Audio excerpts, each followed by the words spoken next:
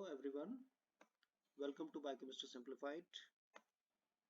We've been discussing medical biotechnology, and in medical biotechnology we've been discussing chromatography. Today we are going to discuss a special technique of chromatography called affinity chromatography. In affinity chromatography we have a column filled with some material, and the material of the column contains ligands. Ligand is something which binds specifically to some specific molecule. So the material of the column is consisting of the ligands which bind specifically to some molecule. For example, this is the material of the column with containing the ligand, and this is a protein. So this protein binds to the ligand, and this bonding of protein with ligand is very specific.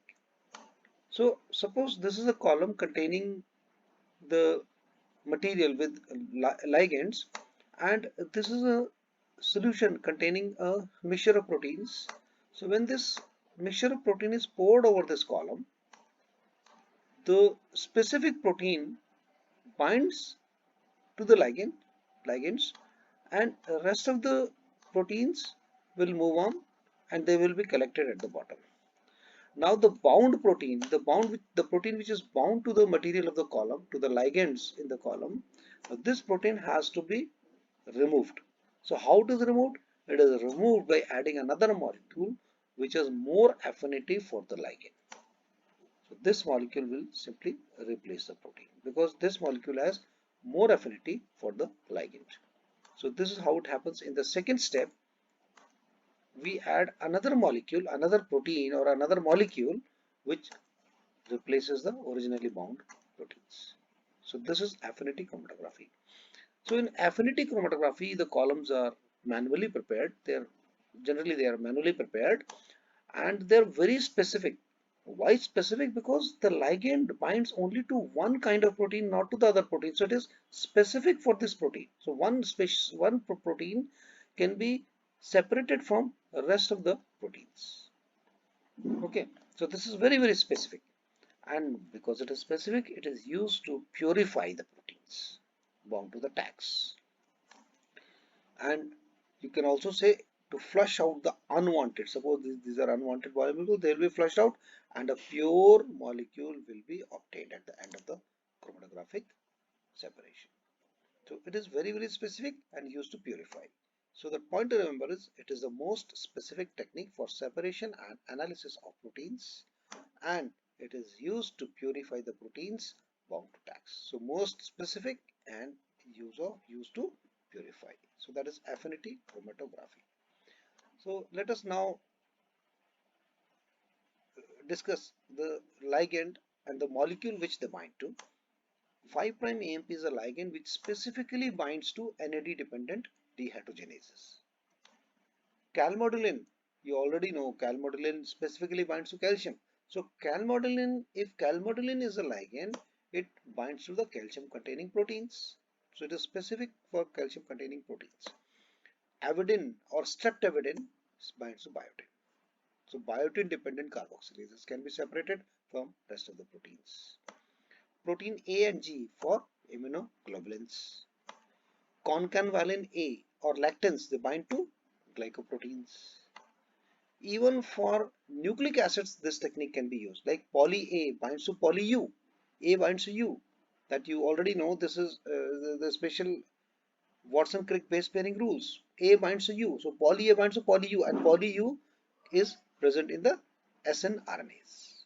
So snRNAs can be separated from the rest of the nucleic acids. So poly A for poly U containing snRNAs, and poly U for poly A containing messenger RNA, because messenger RNA has got a poly A tail. And lysine specifically binds with ribosomal RNA. So these are the different ligands which bind to the specific molecule or the specific protein. So this is a very important point you have to remember. Okay. So with that we finish with the affinity chromatography. Let us now discuss another technique of chromatography, that is ion exchange chromatography. In ion exchange chromatography, as the name suggests, the column is filled with the material, that is a stationary phase, which consists of ion exchange resins. Ion exchange resins which contain some charged functional groups. Now this column can be positively charged or negatively charged. I'm showing it here as a positively charged column, but it may be negatively charged also depending on the which molecule is to be separated. Depending on the situation, it can be positively charged or negatively charged. So ion exchange resin with charged functional groups, this is filled in the column and the column is charged. Negatively charged column is called the technique which uses negatively charged column is called cation exchange chromatography, and the technique which uses positively charged column is called anion exchange chromatography. I'll very shortly I'm going to explain why cation and why anion exchange chromatography. I will explain it very shortly. See, this is a ion exchange resin which is containing positive charges. So negatively charged protein will bind to it. So at a certain pH, some proteins have net positive charge, some proteins have net negative charge. So those proteins which have net negative charge will bind to the positively charged resin or the stationary phase. Okay, so this is a positively charged column. Now we have a mixture of proteins. Some are negatively charged, some are positively charged at a specific pH. So when this mixture of proteins is poured over this column, so negatively charged proteins will bind, positively charged proteins will keep on moving and get collected at the bottom, right? Now the negatively charged proteins are bound to the stationary phase. They have to be removed. So how they are removed? Number one, the charge of the column itself is changed. Earlier it was positively charged. Now it becomes negatively charged. So as the column becomes negatively charged, the proteins no longer bind to it and they will be collected. That is one way. Another way is to change the, see here, to change the charge of the protein itself. Earlier the protein was negatively charged. Now protein becomes positively charged. It will no longer bind and get collected.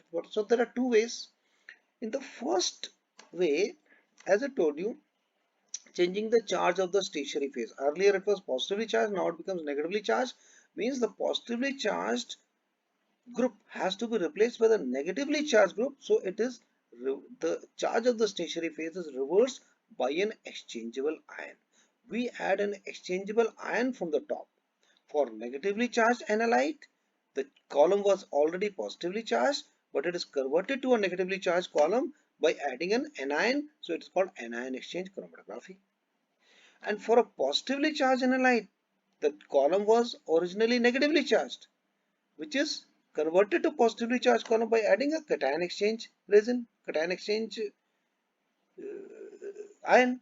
Okay, so negatively charged molecule, positively charged column in the beginning of the chromatography analysis, and it is called anion exchange chromatography. For positively charged analyte, there was a negatively charged column which is converted to positively charged column, that is called cation exchange chromatography. So this is the ion exchange chromatography. The second way to remove the protein by changing its charges by changing the pH of the mobile phase. As I told you in the very beginning of this discussion, that the pH can change the charge on the protein molecule. The protein can be negatively charged or positively charged depending on the pH. So the pH of the mobile phase is changed, the charge of the protein will change. So these are the two ways the bound protein can be removed in the second step. The use of ion exchange chromatography is basically to purify and analyze any molecule with charge, which can be any anion or cation or amino acids or peptides or proteins. And it is commonly used for the HbA1c, that is glycosylated hemoglobin, and other hemoglobin variants.